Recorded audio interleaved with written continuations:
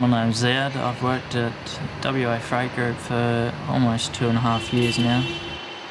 We'd come in the morning, be about 5 or 6 o'clock in the morning.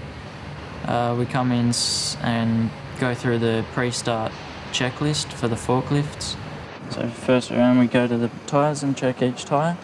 Inspect the wheel nuts for looseness or any missing. Now we just start the forklift. If there's a fault with the forklift, we'll usually put a cross in the checklist, and then down in the comments section we'll just list what the fault is, and that'll get fixed as soon as possible. Now we check the general condition, and then the final thing to do before we shut it off is indicate whether it's operational or non-operational, and in this case it is. The ones we use in this depot are diesel operated. So firstly, the first lever we have here is for obviously lifting the forks upwards and down.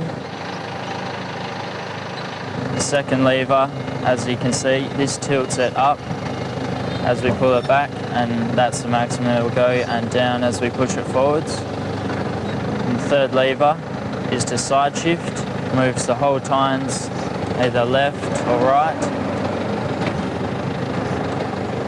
And the fourth lever we have on the end is to close our tines, and on the other side the simple gear lever up is to go forwards, in the middle is in neutral, and downwards is to reverse. So I want you to grab those 3 pallets, like the 2 small white ones and the black one directly behind it, load it onto that truck right there for us if you could, thanks. To get the forklift ticket before I came to this job, I went to an outside company and did a 2-day course. We have a written section and then an actual manual section where we go out onto the forklift and train up on the skills required to work at a place like this. For myself, I hadn't had a lot of experience before I came to this job, so it was a matter of getting onto the fork, getting experience, getting a feel for the forklift before you had the right skills to be loading trucks and doing the daily requirements we need here. We did get supervision for the beginning, and we'd start off with the smaller jobs, out the back, away from the hustle and bustle of the trucks coming in and out and loading up the odd items that, a more experienced forklift operator would have to do. We have to be an aware person, aware of your surroundings. A forklift can be a dangerous vehicle if used incorrectly. You have to make sure you know exactly where everything is around you at all times. So a few of the things that we really need to watch out for is it's exactly the same but bigger. It's a lot higher, and when you raise it, we've got to be very careful. And most importantly, high voltage lines, power lines and so forth. Tines stick out a lot longer, they're a lot wider. The dangers of the rear end swing with the small forklift. We've got exactly the same thing here with the big one, obviously just on a bigger scale. And the controls are absolutely no different as far as the steering wheel goes. The 4 controls that are through here are exactly the same as you'll find on the smaller forklift. The noticeable thing with here, of course, is you notice that we've actually got a gauge here that will actually tell us how much we're actually carrying.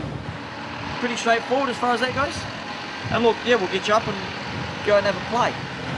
Take the handbrake off, stick it in the gear, stick it forward. There are a lot of jobs out there that require forklift operators, and obviously there's a lot of companies that need the skills and you need your forklift ticket. You do use the same fork ticket. It's in the same sort of code that you can go up to the 16 tonne that we have here. Okay, park brakes off, hit the black button, shut it down, kick the oscillator switch off. I am actually a uni student studying accounting. This job, it ties in well with being able to work around university and keeping the hours. The hours are flexible for me. It does get me through with the money I need to get through uni.